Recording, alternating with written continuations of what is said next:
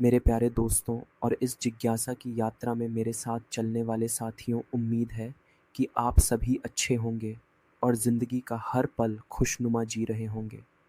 आज हम एक ऐसी बात पर बात करने वाले हैं जो आपकी जिज्ञासा को और बढ़ाएगी। वो हमारी रोज़मर्रा की ज़िंदगी का हिस्सा है, लेकिन क्या? हाँ, मैं नींद की बात कर रहा हूँ।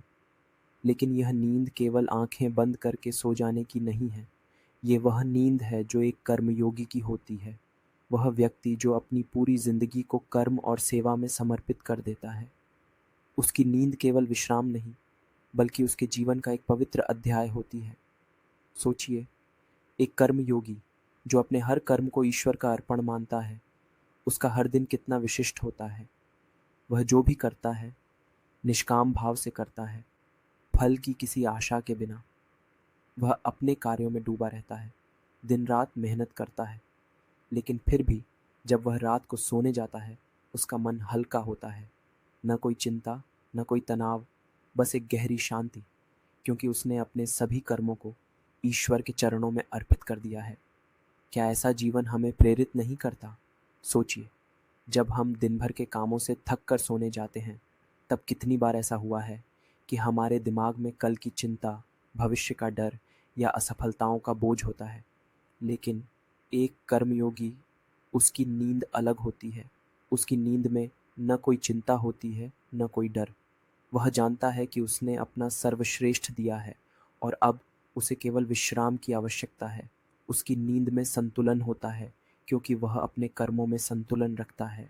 आइए, इन 3 प्रमुख बिंदुओं के माध्यम से इसे और बेहतर समझने का प्रयास करते हैं। कर्तव्य की प्रेरणा, अनुशासन और जागरूकता, और अंत में आत्मा की जागरूकता। कर्तव्य की प्रेरणा। मित्रों, हम सभी जीवन में किसी न किसी कर्तव्य को निभा रहे हैं। हम सबका एक उद्देश्य है, एक जिम्मेदारी है। लेकिन कर्मयोगी का जीवन हमें यह सिखाता है कि जब हम अपने कर्तव्यों को ईश्वर के समर्पण के रूप में करते हैं, तब नींद भी एक साधारण प्रक्रिया नहीं रहती।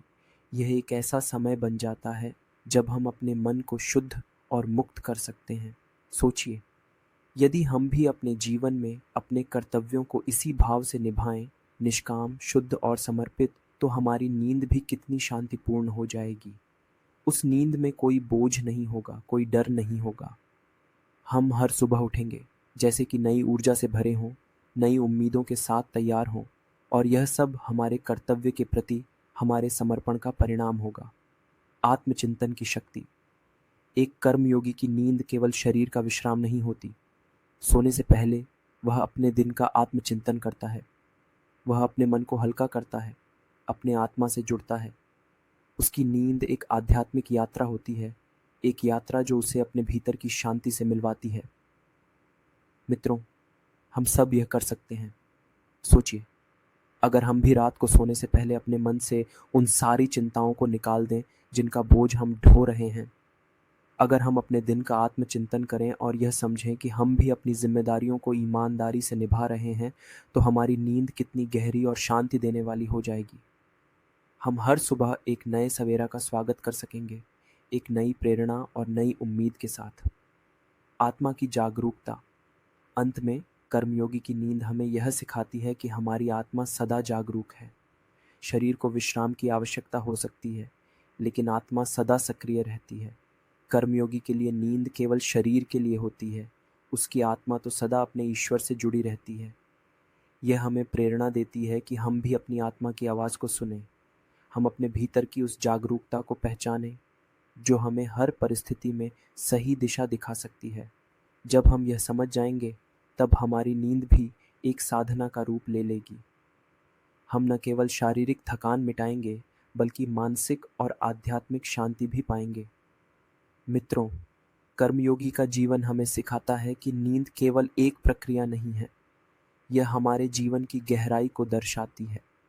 आइए, हम भी अपने जीवन को कर्मयोग के मार्ग पर चलाएं। हम अपने कर्मों को निष्काम भाव से करें और अपनी नींद को भी एक साधना मानें।